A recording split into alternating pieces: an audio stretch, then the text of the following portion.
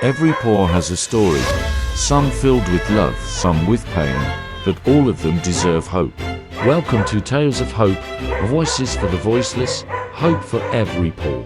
Here, we speak for those who can't, and together, we create hope, one pore at a time. Richa, welcome to the Tales of Hope podcast. We are so happy to have you on our podcast, for you taking out the time to be with us on this podcast and share your experiences and the things that you do with veganism, animal welfare. So, to our listeners, let me just quickly give you a brief introduction of Richa, what Richa is all about. Richa is a result-driven non-profit leader with over 10 years of experience uh, managing a team of 10 people for the vegan outreach. She has been able to influence yearly about 40,000 students for adopting veganism, and she has supported more than 52 institutions in implementing plant-based policies and reducing 2.2 million pounds of animal products. Richa, welcome to the show, and we're so glad to have you Thank you here. so much. Thank you so much, Anil, for inviting. And I look forward to the interesting conversation that we have ahead of us. Perfect. So, Richa, can we understand what sparked your passion for animal rights, and how did the transition happen to the non-profit sector, and especially focusing on vegan advocacy? So uh, coincidentally, yesterday I was talking to someone and they asked me the same question. And I was thinking about it, and answer to your question, donkeys and NSS.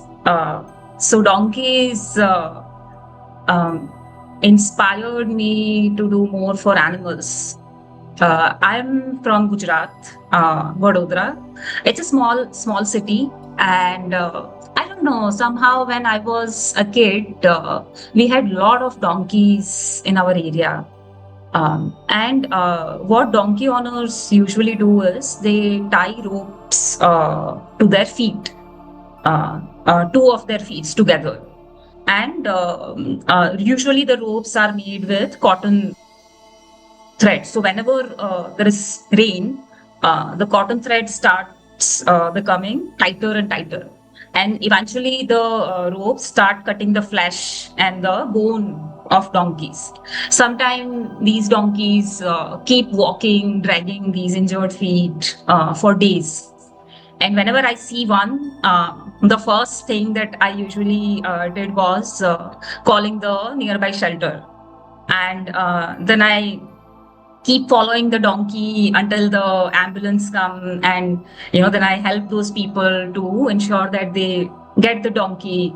So I used to do that a lot. I did a lot of donkey rescues and pig rescues when I was a kid.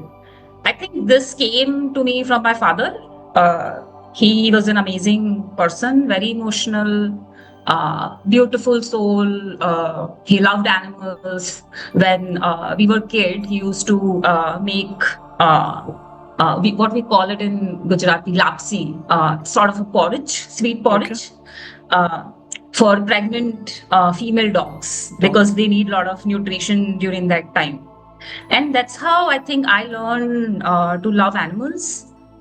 When I was a teenager, things were not good in my family. So my father's alcoholism worsened during that time, and a lot of fightings and a lot of negativity inside the home. So obviously, as a teenager, it's a rebellious years, and you go outside to avoid all those things, or just with the hope that me being outside might inspire my parents to give more attention to me. And I used to spend a lot of time outside, and that's how I came to know about National Service Scheme, NSS. And that was the platform which allowed me to understand the power of social development sector. Wow. Um, and I never knew that you can make your career in animal rights, because when I was in college, veganism, nobody used to talk about veganism, animal rights as a career, or social development sector as a career. But then, after completing my graduation, I did my journalism, and then I joined Greenpeace. And when I joined Greenpeace, I learned more about it. And then, I understood that, okay, you can make your career in social development sector. You can do good, and that can also help you to pay your bills. This is so good. This is so amazing. And then I joined FIAPO, which was my first animal right focused job, and that gave me an opportunity to talk to amazing, inspiring people who were trying to do, who were trying to reform the animal right movement in India. And I learned more about veganism. I learned more about speciesism, and that's how this whole thing started. And Wow. after FIAPO, I joined Vegan Outreach, and I have been with Vegan Outreach since then. Wow. So yes, That's been such an rescuing animal, actually, I could say that rescued me from my bad uh, period. I could have ended up badly, or like in a worse situation, uh, if I was not helping animals. So yes. I think, somewhere along the line for all of us, connecting with these souls and helping them, or probably, enabling the betterment of these voiceless souls, it helps us rather than helping them. From what I see, it helps us more, in connecting with our humanity, being more human. मेरा तो यही रहा है कि it's because of them, they have touched a part of my soul which I didn't know ever existed, even, to be honest. So, for me also it has been a journey, and for me it has also been a very learning curve. I learned so much from them every day. Richa, coming back to I think. Yeah, sorry. Sorry, I'm No, just cutting you in between. I think that's how it is always. Sometime I meet people who brag that, oh, do you know, I helped so many animals, or do you know, I helped so many children. Oh, I donated this and that. And I always tell them that, see, you are not doing this for them. You are doing this for yourself, because they are helping you. You are not helping them. very true. I think that humility and that consciousness should be there in all of us. Yes, जैसे हमारे वो कहते हैं ना कि ग्रंथों में, हमारे स्पिरिचुअलिटी में भी काफी सब जगह लिखा हुआ है कि when you do good, don't let your, आप अगर right heart से करते हो तो don't let your left hand also know. But yes, there are people who brag about it, but कहते हैं ना कि दुनिया हर किस्म के लोगों से भरी हुई है. So you meet with everybody, but yes, there are also a lot of genuine people who know what they're doing it, and it's for they know it is rather for their souls rather than for the souls that we are trying to help. Richa, coming to my second question would be, can you share a pivotal moment in your career that deepened your commitment to advancing animal welfare and veganism?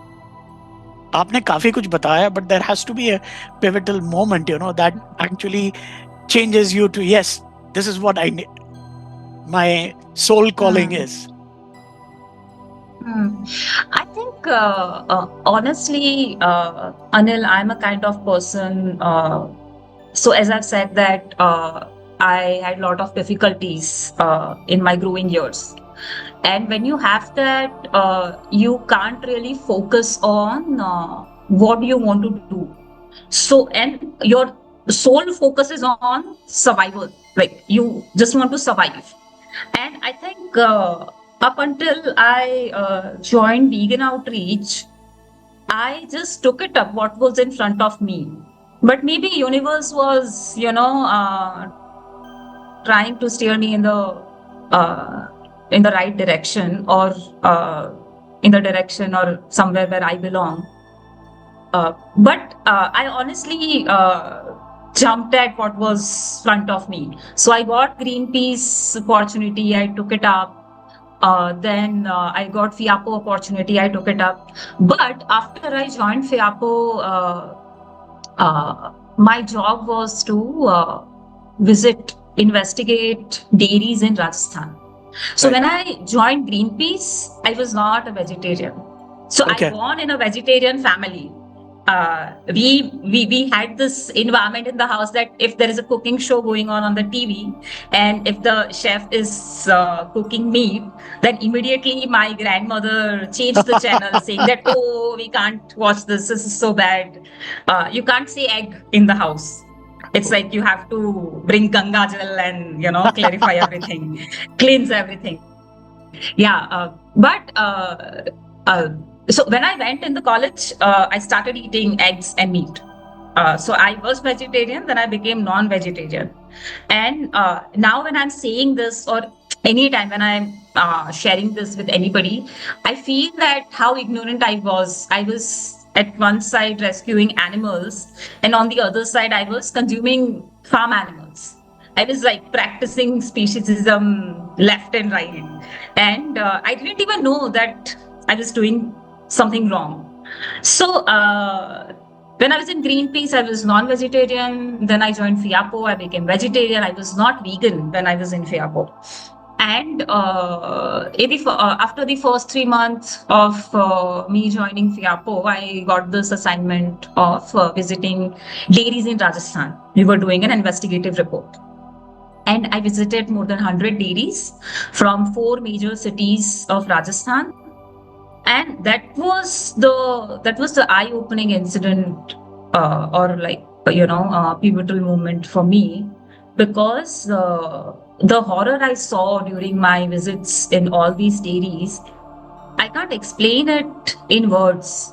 The worst moment of my during that investigation was, I was standing in a very small room, and there were a lot of buffaloes in the room, stuffed like furniture. And the moment I entered in the room, it was so dark that the person accompanying me, the owner of that dairy farm, he switched on the this flashlight of his mobile phone, and I had to do the same because you can't see anything inside the room. And my eyes suddenly started burning. So I asked him, like, why my eyes are burning, and he said that because of the cow dung. We can only clean it once in a day, and for the entire day, because of the heat and there is no space, lack of oxygen, it generates a lot of ammonia. And when ammonia goes into your eyes, it burns your eyes. And those animals, they were sitting in that small room. Some buffaloes were sitting on the legs of other buffaloes, and I'm pretty sure their eyes was also burning the whole time, but they could not do anything because uh, and probably that's how they would stay for their entire lifetime. And once they stopped giving milk, they were sent to slaughterhouses. So that was the moment for me. I stopped consuming milk immediately. Uh, Honestly, I would say that that moment was a very uh, transforming moment for me, and that's when I felt that, okay, this is something where I want to create impact, where I want to bring change. I am always, as I've said, passionate about helping animals.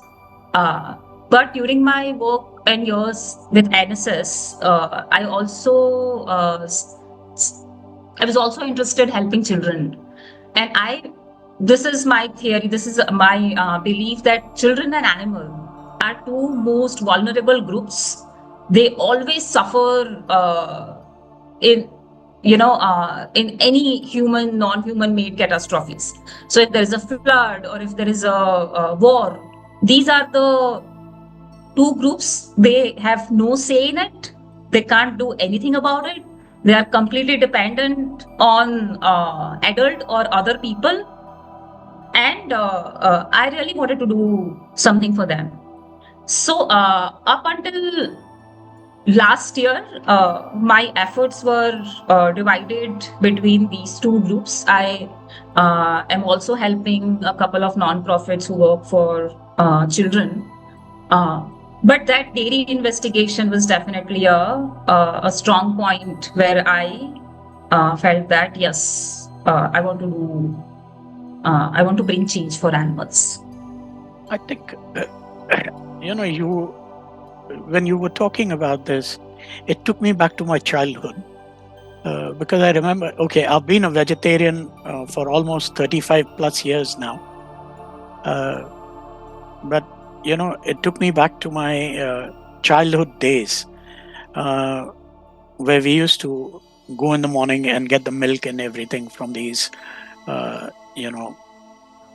जो तबेले हुआ करते थे and all that. And the place where I was raised in Mumbai, that time it was Bombay, and the place where we used to live, there were about, I remember those days, there used to be about 10 or 15 of these, dairy farm places where each of them had almost anything between 50 to 100 cows. But yes, it was not that bad at that time. They had open spaces and a lot of things, because I'm talking about way back in about 70, late 70s, where Bombay was still not that, concrete jungle. But the most important thing that happened to me was when I saw a goat being slaughtered.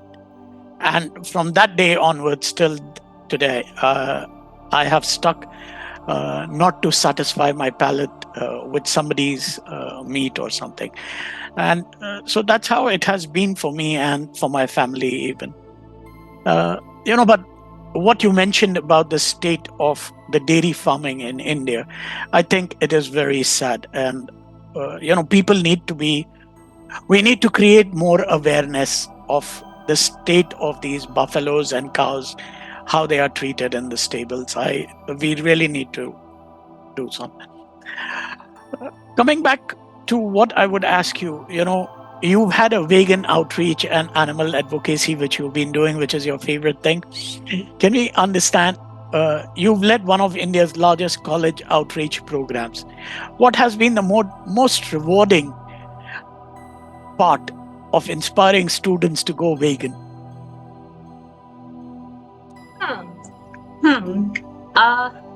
The most rewarding part is where they ask questions.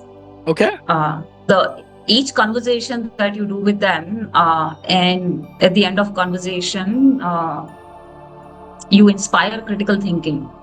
It's not like that you are telling them, but it's like you are creating a dialogue. And trust me, in each of our awareness sessions that we organize, online or offline, we get a lot of questions. Sometimes question answer sessions goes beyond the actual time which was allocated for the actual seminar. I think that is the most rewarding thing, because it's an evidence that whatever you told them or whatever education you imparted to them, it seeped in. They are thinking about it, and their brain is actually, debating on these information that we provide them. For example, when someone asks us, but my parents or my mother always tells me that you have to drink milk because it's good for you, it's nutrition, you get all the nutrients that your body need, you'll not get your calcium. So it means that the information that we are providing, it's relatable. It's not foreign, or it's not irrelevant And I think that is the most rewarding part for me. When they ask question, it means that they are thinking about it. One So more thing I would like to share here is that uh, we ask students feedback for our sessions, and so often we hear back from students that they had no idea. And that is the moment where I can relate with them, because when I was in college, I was rescuing animals at one side and eating animals on the other hand. I had no idea. And I sometimes feel so angry that why nobody came to my college, why and nobody educated me on this thing. I would have I would have saved so many lives by changing my diet at that time. So absolutely. yes. No, it is. I think it is very fulfilling when you understand, and especially when these young minds, understand and relate to that going vegan or vegetarian is not bad. I mean, you can still get your nutrition and your proteins even by being vegetarian. So I think it is just about, uh, you know, educating these young minds. So I think it's a very fantastic thing what you guys are doing. Uh, how has your vegan Thank outreach you. approach to vegan advocacy evolved over the years, especially in India and Asia Pacific? Okay, so I always love when people ask me about vegan outreach, because I love vegan outreach. Uh, so many reasons for that. But as I shared with you, I worked in Greenpeace. I also did my journalism, and I worked with a couple of newspapers and media channels in Gujarat. I also worked with non-profits that works on other causes like children, women empowerment. But the culture and the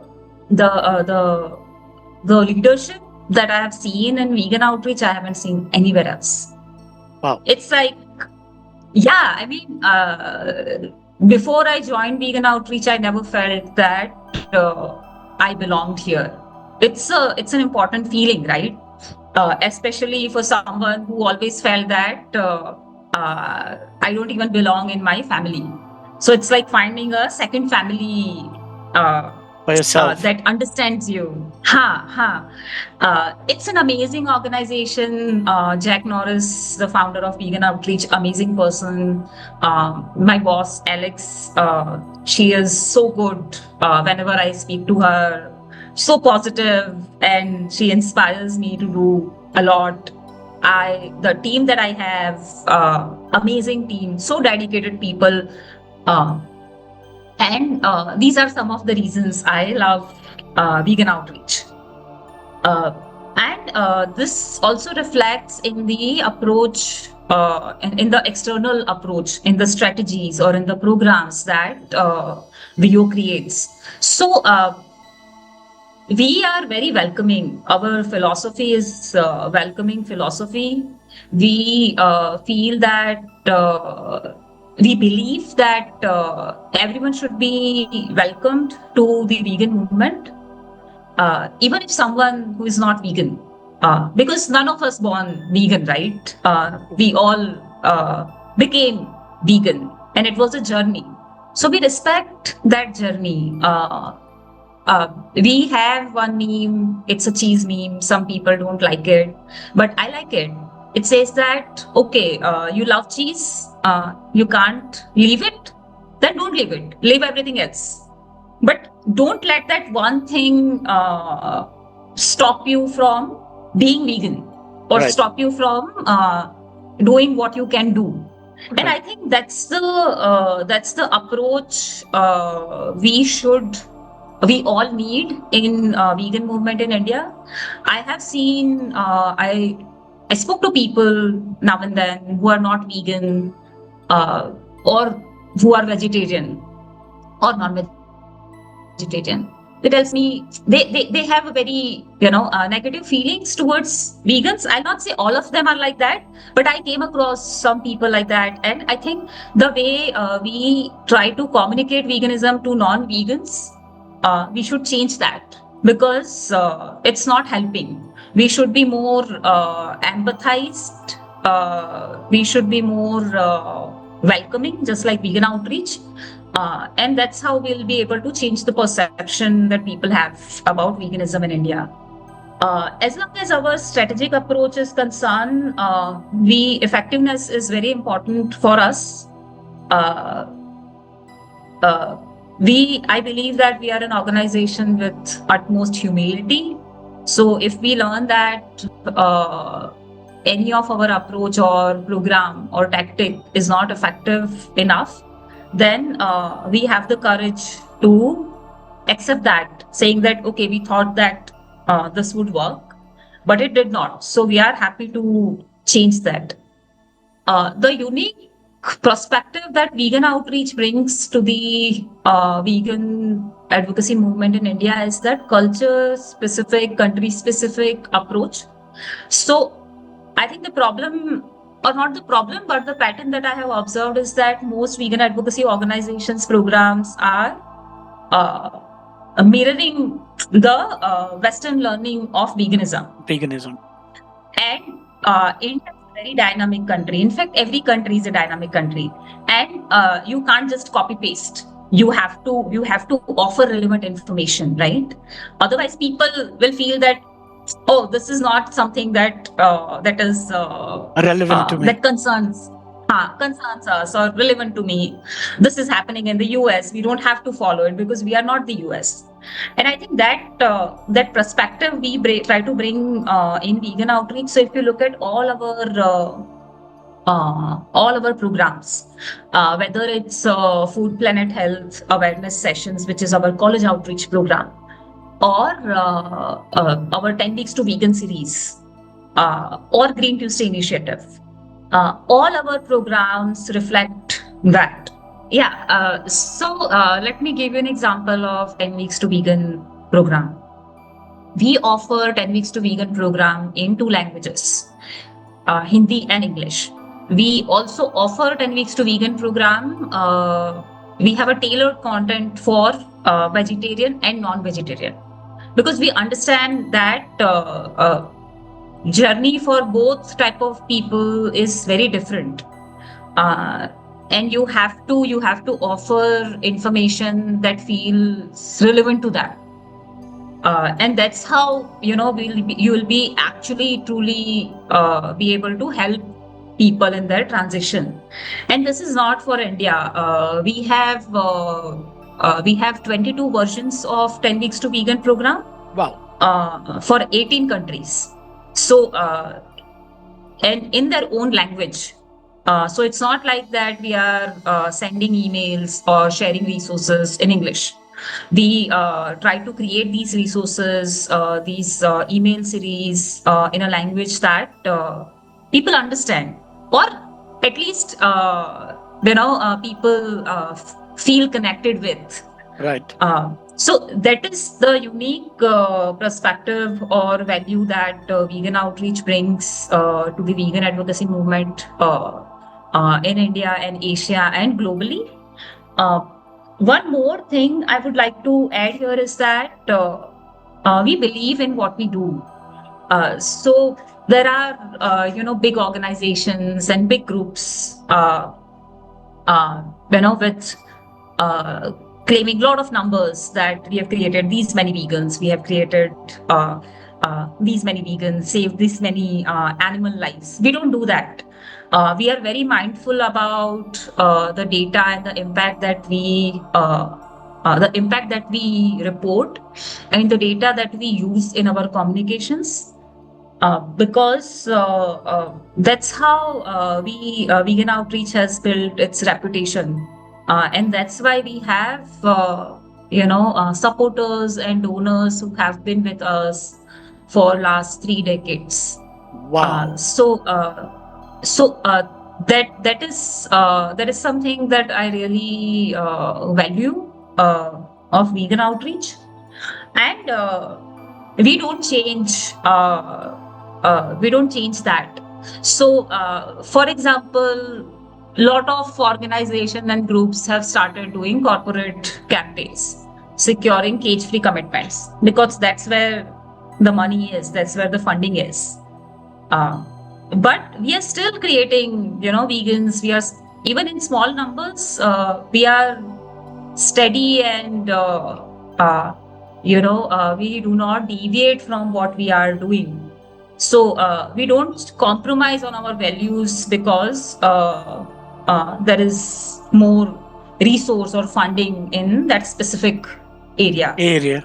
Um, yeah, so I think these are important qualities for an organization to sustain and uh, to last for decades. And I think that's the approach vegan outreach bring on the table in terms of vegan advocacy movement in India and Asia. Wow. It's very inspiring to hear what you've been talking about. Now, that takes me to, that brings me to a very important thing that I have been also thinking. I'm sure you have a lot of challenges, when you start promoting veganism or plant-based food policies, especially in a country like India. So how do you, manage these challenges? So that is fact, and nobody can deny, and that's the biggest challenge for all of us that people have started considering veganism as a Western propaganda. There is a lot Yes. of negative feeling around the word vegan. I won't say that there is a negative feeling around eating more plant-based food or eating more vegetarian diet, but people don't like vegan word in India somehow. And I would say that it wasn't always there, uh, but in last 10 years or like 5 years, it changed drastically. So that is one major challenge that we face, and being an organization with the name vegan in it, the organization's name, we often have to face that challenge where people shut their doors, like, oh, you're going to talk about veganism, and we don't want that. Uh, but we address that challenge very strategically. So we have dedicated branding for all our programs. We have dedicated logos for all our programs. Our programs are culturally relevant. They talk about local context. So with all these efforts, somehow we were successfully be able to minimize this big challenge. Cultural resistance is definitely there. Whenever you start talking about reducing dairy and dairy products, it always end up with like, oh, but Sri Krishna used to eat it, so now you are saying that Sri Krishna was wrong. And we are trying to develop more resources around it. In fact, we are soon going to launch something that will be primarily focused on this to address all these culturally uh, rooted resistances, because India culturally was a plant-based country. Yes. In fact, until the Britishers arrived, we were not even consuming tea in mornings.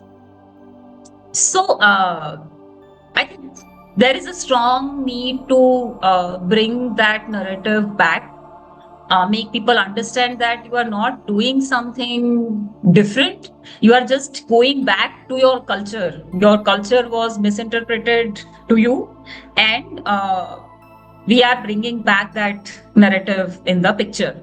So that is something that we are planning to do to overcome the cultural resistance. At present, we offer our webinars in more than 8 languages, because when you talk about plant-based diet in English or veganism in English, there is a higher chance of people connecting it with Western propaganda versus when you talk about plant-based diet in Hindi or in Kannada or in Marathi, so it's like, you're talking to people in their own language. You are using the local dishes to give them an example that, see, this is already vegan, this is already plant-based, and you have been eating it. So the only thing that you have to do is keep eating it. Don't start eating more meat or eggs, or don't unnecessarily add cheese to it. For example, pani puri. This is very fascinating. In Gujarat, people have this weird Fascination. uh, this weird passion about cheese. They want to eat, they want to add cheese in everything.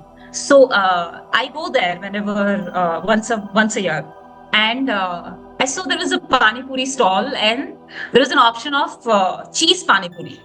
So that guy was adding cheese above the pani puri water, and people were eating it. So I think, you have to just communicate that, please don't do that. Eat what is traditionally you have been eating. Don't add dairy or meat or eggs unnecessary to the dishes where it's not meant for. So that is the approach that you can see in all our communications with students or people in corporate. Another major challenge that we face is India-specific data. We don't have adequate data how animal agriculture impact health or animals or environment in India. There is a lot of data globally, in global context, but I think in Indian context, we still have to do a lot of research, and we still have to produce a lot of data to back this claim that animal agriculture is harming animals and environment, building antibiotic resistance in us, etc. So that is something, since we don't have it, we can't talk about it. Sure. Lack of awareness is there. Let me give an example. We talk to a lot of decision makers in our Green Tuesday initiatives. People who are, responsible for creating policies for corporates and colleges, universities.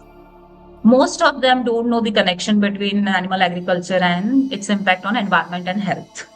So we have to first educate them, and then the actual conversation starts. Funding is definitely a big constraint.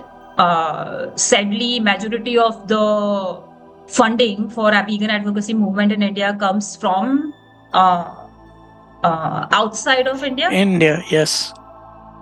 It's very difficult to raise funds for farm animals in India, except cows. People give a lot for cows. But only if you are running a Gaushala, which is also important. I'm not saying that it's not important, but I think all the organization needs to focus strategically on building more awareness and creating a strong donor base in India for vegan advocacy or farm animal welfare movements. But this is all, these are all the challenges. It's not all bad. Things are getting better. When we started Green Tuesday initiative in 6 years ago, people were not ready to listen to us, or people were not ready to meet us. Now things are changed. Recently, somebody asked us that, oh, you helped us a lot in implementing a healthy plant-based menu in our cafeteria. Do you charge anything for this? So I felt really good that, somebody is acknowledging it, that this is important. However, we don't charge anything. We offer this as a free of cost, being a non-profit organization. But that sense of acknowledgement is gradually now evolving. ha in people. So that is a good part. And as you also know, new brands are coming in the market every day. New companies are being set up for plant-based food products, and I think more availability of such products will uh, make the vegan transition easy for people. I think. So yeah. I think eventually the change would come. I mean, today or tomorrow, we all, as I, what you rightly said, all we need to do is align with our roots. हमारे जो ancient roots हैं, उनके साथ हमें align करना है और कुछ नहीं है. It's not even, we're not bringing something foreign. It's just that we are just going back to our roots, and which we need to align, I think, over the period of time.